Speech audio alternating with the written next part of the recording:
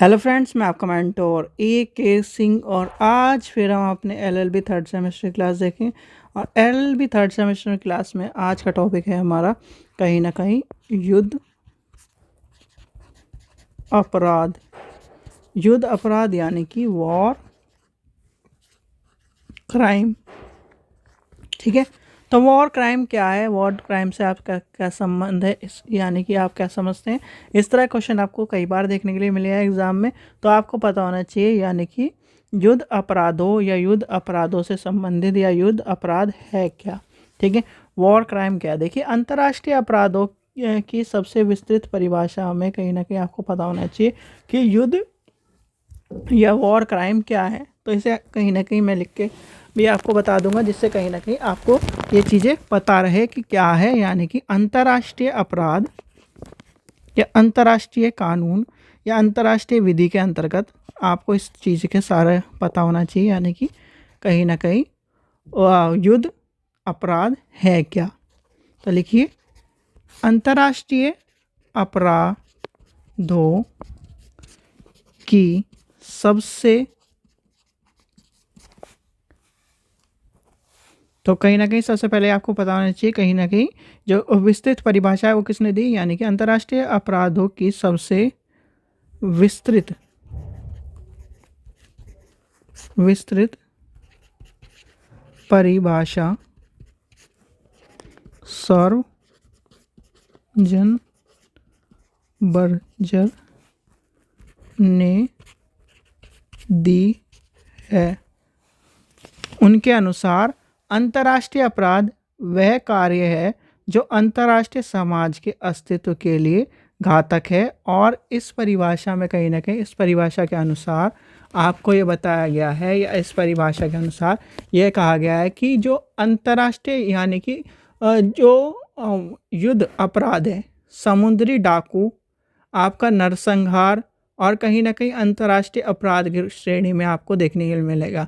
जैसे कहीं ना कहीं आपने सुना होगा कि शिप जा रही है, शिप में सामान है और वो कहीं ना कहीं लूटा जा रहा है, तो वो कहीं ना कहीं किसकी बदौलत, ये अंतर्राष्ट्रीय वॉर और कहीं ना कहीं आपको समुद्री डाकू के रूप में या इस तरह से अपराध देखने के लिए मिलता है। और ये क्या करता है, आपके जो नियमों और प्रार्थनाओं का उल्लंघन करता है, कहलाता है। और कहीं ना कहीं इसके अनुसार अपराध या युद्ध की स्वीकृति नियम, शस्त्र, सैन्य और कहीं ना कहीं आपकी व्यक्तिगत युद्ध के स्वीकृति नियम का उल्लंघन कर कर सेना के सदस्य इसमें शामिल नहीं होते। जैसे आपके कहते हैं कि सेना के सदस्य शामिल हो गए, ये आपको देखो, इस चीज़ को छोड़ दो, हम इस चीज़ से लेके चलते हैं।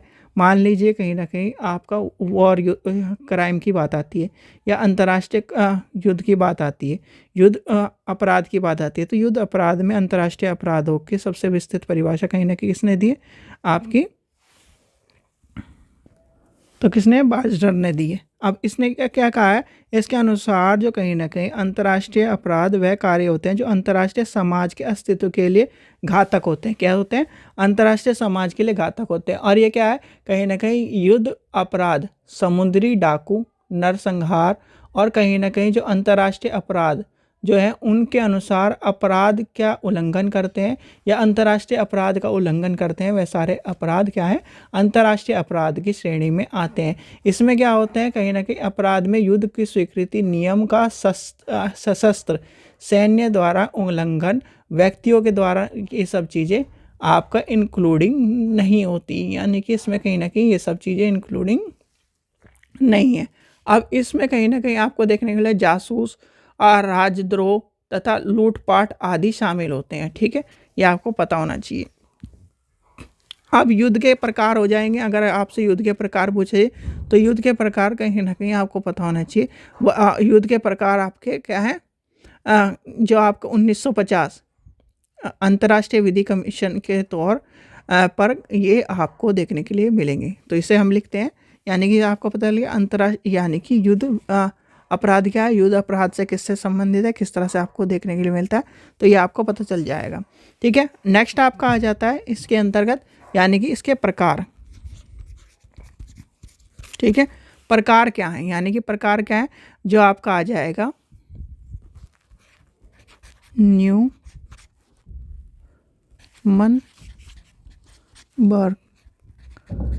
न्यायालय द्वारा प्रतिपादित नियमों का आपके कहीं ना कहीं अंतर्राष्ट्रीय विधि कमीशन 1950 में अपने द्वितीय सेशन की रिपोर्ट में प्रस्तुत किए गए और इस रिपोर्ट के अनुसार छठे सिद्धांत में उपयुक्त जो अपराध का वर्णन किया गया है, जिसमें क्या है, पहला क्या है आपका, जिसमें आपका आ जाएगा हत्या, युद्ध बंदियों के द्वारा आपके साथ जो बुरा व्यवहार है वो करना और उन्हें दास बनाना। ठीक है, नंबर 1 लिखिए।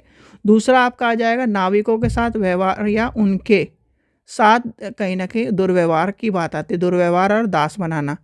तीसरा पॉइंट आ जाएगा असैन्य जनता के साथ बुरा व्यवहार करना, यानी असैनिक जो जनता है उसके साथ बुरा व्यवहार करना आपको तीसरे नंबर पे मिलेगा। चौथा नंबर आपका आ जाता है बंधक के रूप में बंदियों की हत्या करना। क्या करना? बंधकों के रूप में बंधकों की हत्या करना।